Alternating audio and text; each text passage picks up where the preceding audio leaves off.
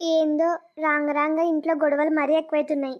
స్వప్న వచ్చాక మరీ ఇంట్లో మనశ్శాంతి లేకుండా పోతుంది. కానీ స్వప్నం చూస్తుంటే భయమేస్తుంది. కావాలనే అవనితో గొడవ పెట్టుకుంటుంది. ఎంత తిట్టినా స్వప్నకి సిగ్గొస్తలేదు. ఈ స్వప్నతో ఎట్టేగాలనో ఏమో. పుట్టినింటోళ్ళనే ఇంత ఏగిస్తుంది. ఇంక వాళ్ళ అత్తింట్లో ఇంకెంత ఏగిస్తుందో. పాపం వాళ్ళెట్లా భరిస్తున్నారో. ఈ స్వప్నని ఎట్ట మార్చాలో ఏమో. ఏమే ఏం చేస్తున్నావుడా? ఏంది పిచ్చి పట్టిన దానిలాగా ఒక్కదానివే మాట్లాడుకుంటున్నావు? చేనికి నీళ్లు పెట్టొస్తా, నువ్వు తొందర తిని వండుకో అని చెప్పినా నీకి. వచ్చి చూస్తే రూమ్లో లేవు. ఇంత టైం అయింది, మెద్ద పైన ఏం చేస్తున్నావు? నీకేమన్నా దయ్యం పట్టిందా? అప్పటి నుంచి మాట్లాడుతున్నా, సమాధానం ఇయ్యవేంది? ఏమైందో చెప్పు. ఏం చెప్పాలి అసలు? మన పిల్లల్ని ఏదో సరదాగా గడిపొస్తారని షాపింగ్కి సినిమాకి పోమని చెప్పినాము. అవును. ఇంటికి రాగానే సంతోషంగా ఉంటారనుకున్నాను. కానీ వచ్చి రాగానే గొడవ పడినారు అందరూ. ఏంది గొడవ పడినారా? ఎవరెవరు? ముఖ్యంగా అన్నా చెల్లెలు. వాళ్ళిద్దరు గొడవ పడేంత పెద్ద కారణం ఏముంది? ఏ విషయంలో గొడవ పడినారు? ఇంతకీ తప్పెవరిది? ఇంకెవరిది? నీ ముద్దుల కూతురు స్వప్నది. చిన్నప్పటి నుంచి ఏం పని చేపించకుండా గారాబంగా పెంచినాము. ఇప్పుడు నెత్తికెక్కి ఆట ఆడుతుంది. ఇంతకేం చేసింది? అసలు ఏమైందంటే, వీళ్ళు ముగ్గురు షాపింగ్ పోయినప్పుడు స్వప్న చీరలు తీసుకెంది 2. అట్లనే అవనికి కూడా చీర తీసుకోమని మన కొడుకు చెప్పినాడు. కానీ అవని వద్దనిందంట. ఎంత చెప్పినా తీసుకునిలేదంట. అందుకు మన కొడుకు ఒక మంచి చీర సెలెక్ట్ చేసి తీసుకున్నాడు. దాని రేటు 11,000. ఆడ మొదలైంది ఇంకా గొడవ. దాంట్లో తప్పేముంది అసలు? కేవలం స్వప్న కోసమే షాపింగ్కి పోయినారంట. అందుకు స్వప్న తప్ప ఇంకెవరు చీరలు తీసుకోకూడదంట. ఒకవేళ తీసుకున్నా స్వప్న కంటే ఎక్కువ రేటు తీసుకోకూడదంట. అది కాదని మళ్ళీ అవని పైన నిందలేస్తుంది. ఏమని? అవని కావాలని స్వప్న కోసము బాలేని చీర, తక్కువ రేటు చీర సెలెక్ట్ చేసిందంట. అవని అట్లాంటిది కాదు. అదే కదా, మన కొడుకు నా భార్య కోసం నేను చీరలు కొనుక్కుంటా, నువ్వెవరు అడని కానీ వాడంటున్నాడు. స్వప్న ఎంతవరకు పడనిస్తలేదు. ఆఖరికి అవని నా చీర కూడా తీసుకో అని చెప్పింది. అయ్యో పాపం. కానీ స్వప్న ఉందే, కొంచెం కూడా సిగ్గులేదు. అవని ఇస్తుంటే తీసుకునిక రెడీగా ఉంది. ఎంతసేపటికి గొడవ తగ్గదట్టలేదని నేనే స్వప్నం తిట్టి పంపించిన లోపలికి. మీరు ఇంట్లో లేరు. అప్పటి నుంచి ఒకటే ఎదారనిపిస్తుంది. అందుకు కొద్దిసేపు చల్లగాలికి ఉందామని మేడపైకి వచ్చినాను. అసలు ఏం అర్థమైతలేదు నాకు. దీనిలో తప్పంతా స్వప్నదే. మన కొడుకు వాడి భార్య కోసం వాడు చీర తీసుకున్నాడు. దాన్ని ప్రశ్నించే అధికారం ఎవరికి లేదు కదా. ఆ మాత్రం తెలివి లేదా స్వప్నకి? మన ఇంట్లోనే మన ముందే ఇంతరంగా చేస్తుంది. ఇంకా వాళ్ళ అత్తింట్లో ఇంకెంత ఏగిస్తుందో. నాకు కూడా అదే అనిపిస్తుంది. స్వప్న ఇట్లే కనుక ఉంటే కష్టం. ఏదో ఒక రోజు తన కాపురాన్ని కూడా కూల్చుకుంటుంది. అదే అండి, నాకు కూడా భయమేస్తుంది. నువ్వు దీని గురించి ఎక్కువ ఆలోచన చెయ్యొద్దు. ఏం కాదులే, స్వప్ననే మారుతుంది కానీ. ఏమో అసలు ఏం మాడుతుందో ఏం లేనో. అవును, అల్లునికి ఫోన్ చేయమని చెప్పినాను, చేసినావా? అయ్యయ్యో మర్చిపోయినానండి, చెయ్యలే. ఈ గొడవల పడి దాని మీద ధ్యాసనే లేదు. ఇప్పుడు ఎట్లా?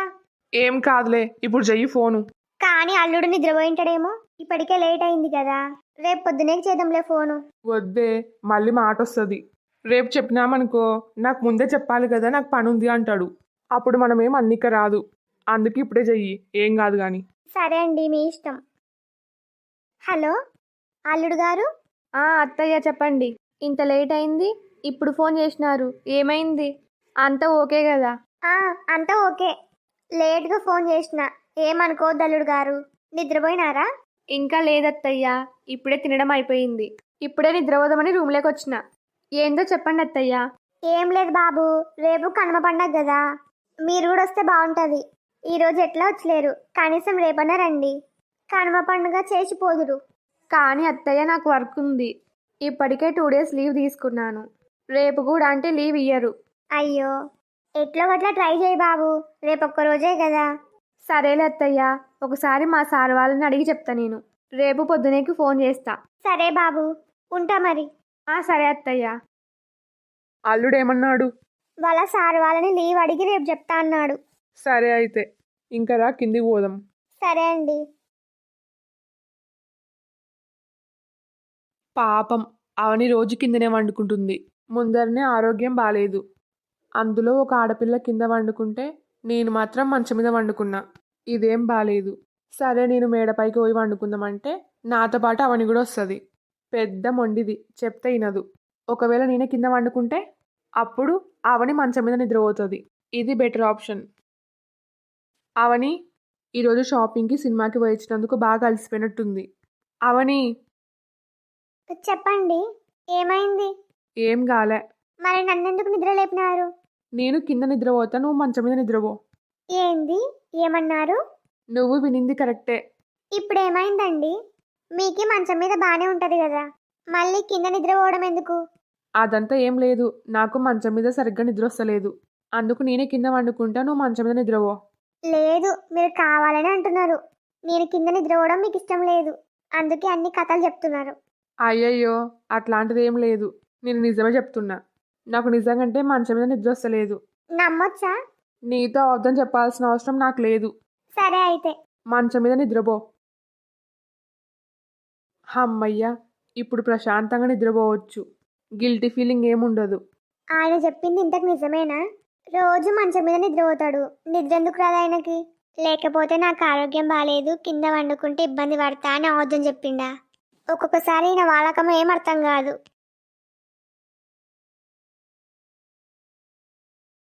నిన్న రాత్రి జరిగిన గొడవని తలుచుకుంటుంటే బాధేస్తుంది.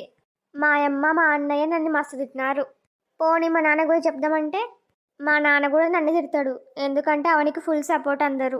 ఎందుకో ఉన్నట్టుండి ఈ ఇంట్లో ఒంటరిదాన్ని అయిపోయినా అనిపిస్తుంది.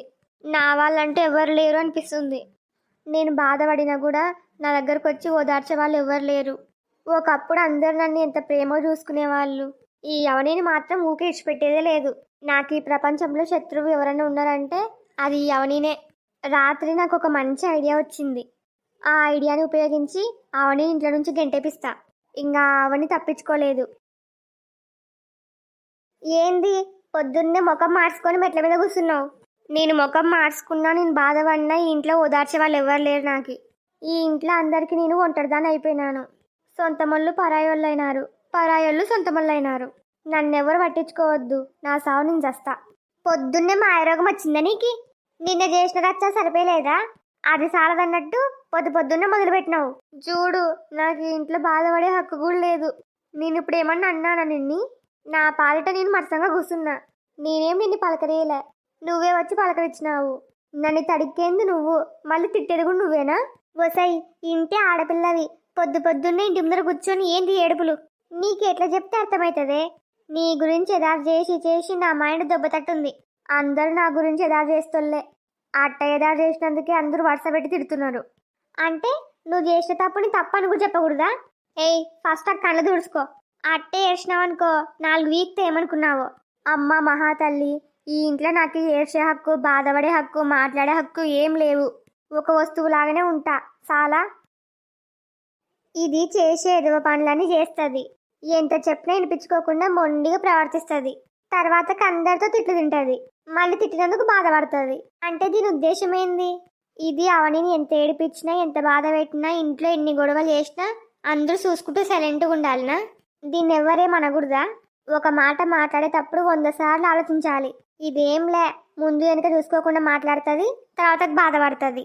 ఇప్పుడు దీన్ని ఎట్లా ఓదార్చాలి? ఎంత కాదనుకున్నా నా కూతురు. కంట ముందర బాధపడుకుంటుంటే చూసుకుంటుండలేను. తప్పో ఒప్పో నాకు తప్పదు కదా, దీన్ని ఎట్లో గట్లా ఓదార్చాలి. అది కాదు స్వప్న, మేము చెప్పినప్పుడు వినాలి కదా నువ్వు.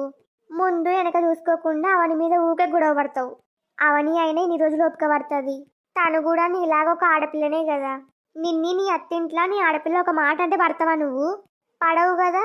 కానీ అవని నువ్వు ఈ ఇంటికి వచ్చిన కానుంచి ఎన్ని మాటలన్నా సర్దుకుంటుంది. అదిగాక అవని మీ అన్నయ్య భార్య. అందులో వాళ్ళు ఇష్టం లేకుండా పెళ్లి చేసుకున్నారు. ఇంతవరకు మీ అన్నయ్య వల్ల అవని చాలా బాధపడింది.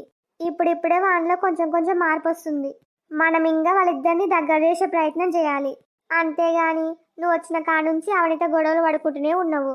ఇప్పటికైనా కొంచెమన్నా మారు స్వప్న. వీలైతే వాళ్ళిద్దరిని కలిపే ప్రయత్నం చెయ్యి, విడగొట్టే ప్రయత్నం మాత్రం చేయొద్దు. ఎందుకంటే వాడు నీ తోడబుట్టిన అన్నయ్య. నీ అన్నయ్య సంతోషంగా ఉంటేనే కదా నువ్వైనా నేనైనా సంతోషంగా ఉండేది. ఇప్పటికైనా అర్థం చేసుకుంటావని అనుకుంటున్నా. ఏంది అర్థం చేసుకునేది? నువ్వు చెప్పిన దాన్ని బట్టి నేను అవనిని మా అన్నయ్యని ఇద్దరిని కలిపి ఆస్తి మొత్తం వాళ్ళ చేతిలో పెట్టి పోవాలి నేను. అప్పుడు అందరూ నా నెత్తినెక్కి ఆట ఆడొచ్చు. ఇప్పుడు ఏమిట్లా ఏం కాలే, పెళ్ళైన కొన్ని రోజులకే నన్ను ఇంతరంగా అవమానిస్తున్నారు ఇంట్లో. ఇంకా వాళ్ళిద్దరిని కలిపి పోతే నన్ను కుక్క కంటే హీనంగా చూస్తారు. అయినా మా అన్నయ్య జీవితం నేను నాశనం చేస్తలేను. ఎట్లా మా అన్నయ్యకి అవనంటే ఇష్టం లేదు. ఇంకా 3 నెలల్లో పోతుంది. అట్లాంటప్పుడు నేను అవనితో ఎట్లుంటే ఏమి? మా అమ్మ ఏదో చెప్తుంది పిచ్చి మాలోకం. మా అమ్మ చెప్పినట్టుని నేను మారుతా అనుకుంటుందేమో. కాదు, మారినట్టు నటిస్తా అంతే. స్వప్న, నేను చెప్పేది అర్థమవుతుందా? మా స్వప్న మంచిది, చెప్పినట్టు వింటది. ఇప్పటికైనా కొంచెం నవ్వొచ్చు కదా. అరే, నేను ఇంత చెప్పినాను ఇంకా అలక తగ్గలేదా? ఇప్పుడు తగ్గుతుంది. రాత్రి నేను అల్లుడు గారికి ఫోన్ చేసినాను. ఏంది? ఆయనకి ఫోన్ చేసినావా? ఈరోజు పండక్కి రమ్మని చెప్పినాను.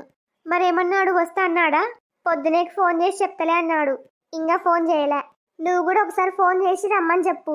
చాలా రోజులు అవుతుంది అల్లుడు కూడా ఇంటికి రాక. సరే అమ్మ, నేను చెప్తలే. సరే చెప్పు. ఈరోజు మన ఇంట్లో చికెన్ మటన్ ఉంటుంది. అల్లుడికి నచ్చకుంటే చావలు తెప్పిస్తా. నువ్వు తొందర మాట్లాడు, లేట్ అయిందనుకో చావలు దొరకవు. సరే అమ్మా. స్వప్న చెప్పు. రాత్రి మా అమ్మ ఫోన్ చేసిందంట కదా. చేసింది, ఊరికి రమ్మని చెప్పింది. మరేమైంది, వస్తున్నారా?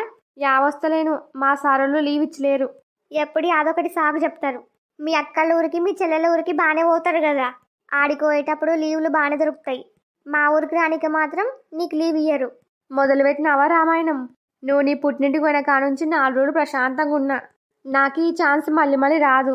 ఒకవేళ నేను మీ ఊరికి వచ్చినా నీతో తిట్లు తినుకుంటూ ఉండాల్సిందే. అదంతా నాకు తెలియదు. మీరు వస్తున్నారా వస్తలేరా? రాను. అయితే రావద్దు. నేను కూడా పర్మనెంట్గా ఈయనే ఉండిపోతా. నువ్వు జీవితాంతం ప్రశాంతంగా ఉండు. నీకు పెద్ద దండం. నువ్వు అన్నంత పని చేసినా చేస్తావు. ఎందుకొచ్చిన గోల? వర్క్ ఫ్రమ్ హోమ్ అడిగి వస్తా. అట్లా అన్నారు, బాగుంది. తొందర రండి. సరే.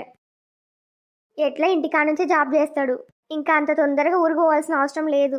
ఆయన వచ్చినాడు అనుకో, ఈయన్ని ఇంకో వారం ఎక్కువ ఉండొచ్చు. అవనీని ముప్పు తిప్పలు పెట్టచ్చు. హలో ఫ్రెండ్స్ అందరికీ, ఈ వీడియో మీకు నచ్చిందా? నచ్చితే లైక్ చేయడం మాత్రం మర్చిపోవద్దు. అట్లనే మీ ఫ్యామిలీ అండ్ ఫ్రెండ్స్కి ఈ వీడియోని షేర్ చేయండి. చాలా మంది కామెంట్స్లో పాజిటివ్గా మెసేజ్ చేస్తున్నారు. వాళ్ళందరికీ thank you so much. Me love and support నా పైన ఎప్పుడు ఇట్లే ఉండాలని కోరుకుంటున్నా. అట్లనే మిమ్మల్ని ఎప్పుడు డిసప్పాయింట్ చేయకుండా వీడియోస్ మంచిగా చేస్తా. లాంగ్ వీడియోస్ డైలీ పోస్ట్ చేయాలి. లెంత్ ఎక్కువ పెట్టాలంటే 1000 సబ్స్క్రైబర్స్ టార్గెట్. అది మీ చేతుల్లోనే ఉంది. అందుకు మర్చిపోకుండా ఇలాంటి మరెన్నో వీడియోస్ కోసం మా ఛానల్ని ఇప్పుడే సబ్స్క్రైబ్ చేసుకోండి. మీ అభిప్రాయాన్ని కామెంట్ చేయండి.